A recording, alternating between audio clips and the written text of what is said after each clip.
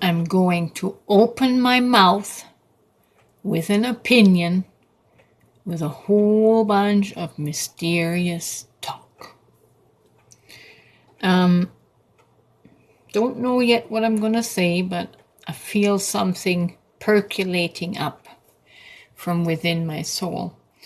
I am noticing that the Olympics, the opening ceremony of the Olympics, is really triggering a lot of Christians and conservatives. They are highly offended by the imagery.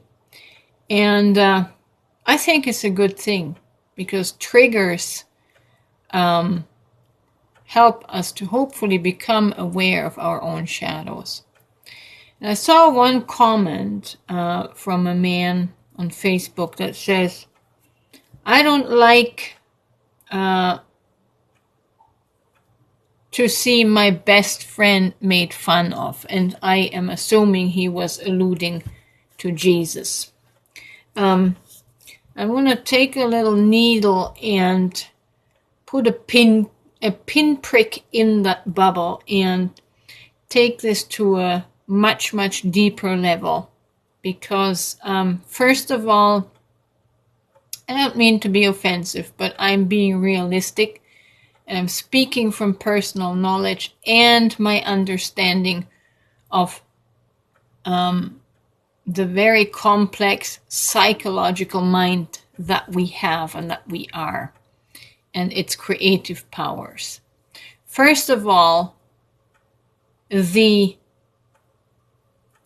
comic book superhero character of Jesus Christ is not formed in any reality.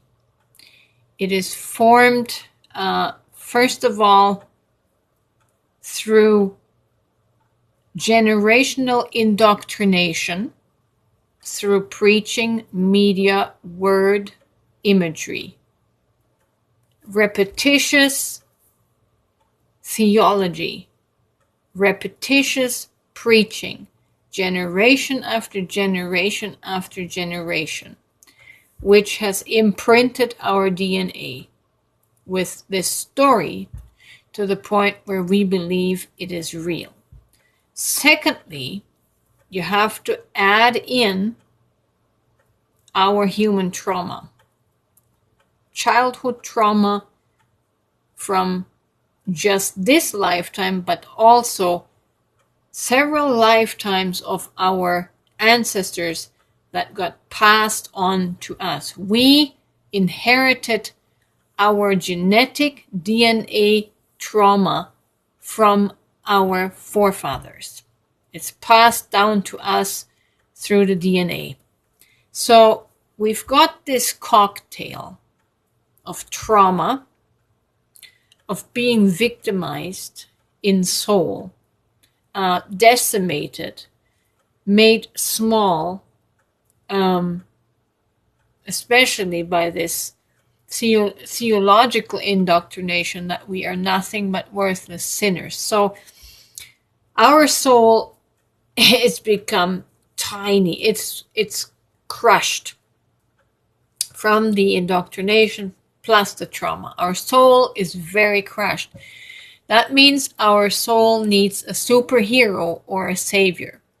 And now take into consideration this generational indoctrination over several lifetimes of the Jesus story, that just the story itself has been imprinted so deeply, like I said, that we believe it's a real event.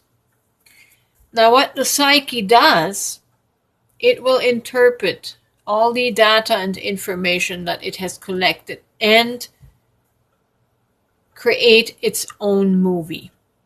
It will create the story and make it appear lifelike. You're going to have psychic visitations, psychic experiences with angels, with Jesus, with the light, all of which are light packets in your DNA that got stored as memory. Again, doesn't have to be actual fact, but the fact that it's been repeated, it's repeated tradition passed down, oral tradition passed down, your psyche interprets it as real and creates a lifelike experience. Energy is that fluid, right? And so what I'm saying is your psyche, your psychological mind, and your soul with the emotions has created this story that gives you a coping mechanism to deal with all the trauma. It's not real. Was there a person named Jesus? Maybe. But you have no proof other than the bits and pieces of data that I just talked about that got stored in your DNA. And mainly you're using it, you're relying on that story to help you cope with your emotional trauma. What you really need to do is get in there, get into the sub layers of your psyche and look at your trauma, re-experience the feelings of your trauma, of the guilt, the shame, the condemnation, the ridicule, the mocking, the bullying that shrank your soul into this tiny little seed that now all of a sudden needed saving because your world, your psychological world has been smashed. So you need a savior from outside of yourself. That's what religion capitalized on. But really, you are your own savior. Your little kernel, your little soul is the kernel, is a seed of the divine. The divine spark is your soul. And you need to rekindle that spark. And you need to become aware of your divine power, of the Christ. And you need to save yourself. There's no one out there saving you. In fact, the belief in Jesus just keeps your trauma buried, keeps your soul buried, because you don't have to do anything with your soul. This belief, the religion says that some source outside of you is doing everything for you. Meanwhile, you stay small, you stay reactive and triggered by everything in this world, seeing a Satan in every expression. That's just the shadows in your own psyche, the shadows in your psychological mind. It's the shadows on the cave wall of your subconscious. There is no Satan. These are just your fears taking form as archetypes. And that's what you need to go within, turn within, meditate and introspect, and get to know the deeper layers, get to know your wounding, your emotional soul, and sort out the events and memories that come to mind, that come to surface, come to awareness. And look at that with non-judgment. Look at that little child with empathy and compassion, and give it a safe space to express all of these suppressed emotions, to understand them, to become aware of it. Because in making the unconscious conscious, you can heal the shadows. And as a result, you're going to stop blaming the world around you for all of your problems. Deal with your shadows. Heal yourself from the inside, and then that will give you the ability to allow all other people free expression without you judging them based on the shadows that are within you. Does that make sense?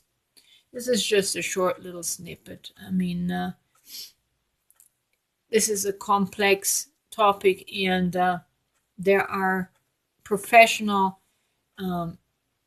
people out there that can help you with your trauma work.